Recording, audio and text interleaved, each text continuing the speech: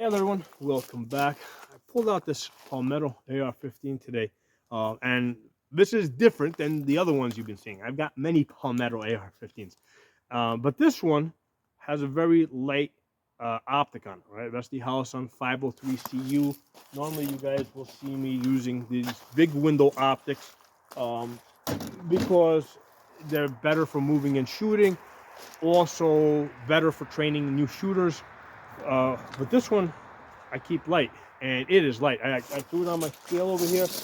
It came in at 6 pounds 11 ounces with the optic. Okay, so 6 pounds 11 ounces with the optic, no magazine, and it is a beautifully light gun. Okay, so I said, hey, let's. Why is this gun so light? Now, this one over here is a Radical. I've done videos on this Radical.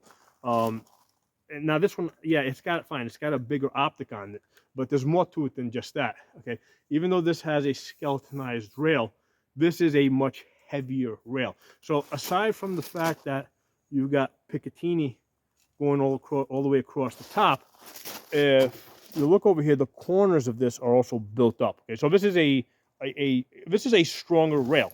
Okay, so in some circumstances, maybe that's better. Like if you're hitting somebody over the head with the rail. Okay, so now this is also shorter. This measures 12 inches. That rail, the Palmetto rails, measure 14 inches. So they've shortened this up a little bit to make this lighter, but still, this is way lighter. Again, I know that this is a lighter optic, but you're gonna feel the weight over here more than you're gonna feel any weight back over here. So I took this out to 200 yards today. I haven't shot this in a while. The last time I shot that gun, I was hitting 1-inch groups at 100 yards. Okay, so today I took it out to 200 yards. I'm getting 4 to 5 inches with a red dot. Okay, so now the red dot basically covers up the whole bullseye over here. So the way I do this, I try to anchor here. I was trying to anchor to the top of the bullseye, and they were coming in over here. So at 200 yards with a 6X magnifier, I was using the Sportech 6X. I'm getting 4 to 5 inches. I used 2 different ammunition. I used the Wolf WM193 and also used Wolf Gold. So I'm not using match grade ammo. I'm using cheap practice ammo, and still 200 yards. I'm getting 4 and 5 inch groups, 5-shot groups. Okay, so 2 groups of 5. Okay, total 10 rounds. Yeah, I was just taken by how light this gun is. Okay, now this one over here came with the nickel boron bolt. This is, I think I paid something like $500 for this.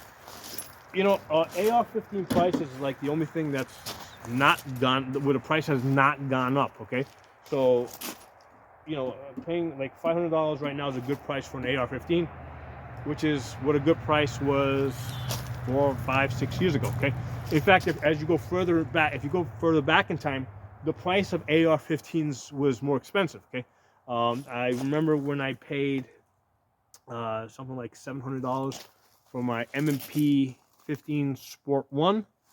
Okay, I paid, I remember, and going even further back than that, a few years earlier than that, I remember like looking at, like the price was like standard $1,000 at one point for AR-15s. I remember seeing the DPMS one for like $700. I'm like, wow, this is a great price. I mean, I'm going way back now, probably going back like 15 years. And at that point, I didn't have any AR-15s.